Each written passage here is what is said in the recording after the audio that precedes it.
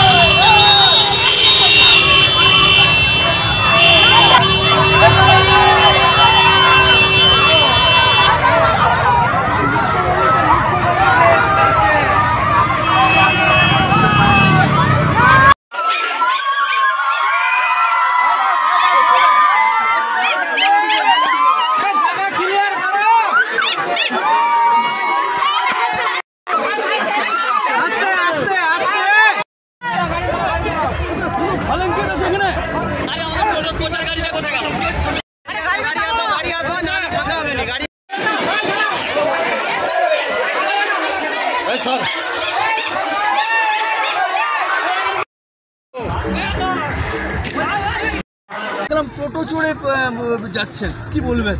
কিছুই না, মানে এমন এমন জায়গা মানুষ অপেক্ষা করছে দেখার জন্য, ভালোবাসা দেওয়ার জন্য, আশীর্বাদ করার জন্য।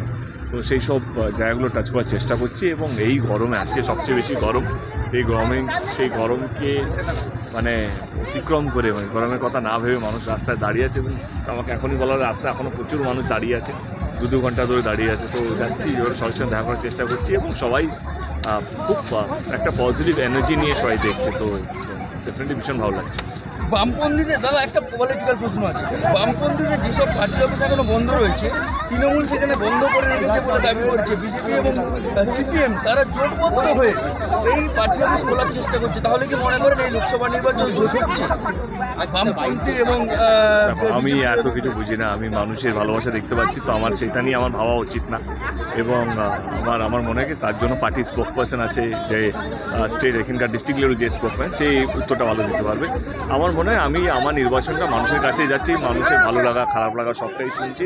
মানুষ যেভাবে উল্লাস দেখাচ্ছে, মানুষ যেভাবে প্রোৎসাহন দিচ্ছে, তো সেটা ডেফিনেটলি খুব পজিটিভ একটা ফিডব্যাক। ধন্যবাদ। অধীর চৌধুরী বলছে মোহাম্মদ সেলিম জিতবে, তাহলে আশাবাদী কেন মোহাম্মদ সেলিম জেতার? আরে আমার নাম কি অধীর চৌধুরী না, আমার নাম মোহাম্মদ সেলিম। আমি কি করে কি বলবো? তো আমার নাম দীপক অধিকারী। দীপক অধিকারী নিয়ে কেউ কিছু বলেছে তাহলে বলো, আমি উত্তর দিতে পারি। আমি না বামে আছি না বিজেপিতে আছি, আমি কি করে বলতে পারবো? দাদা দিলীপ ঘোষ ঝড় এলে তৃণমূল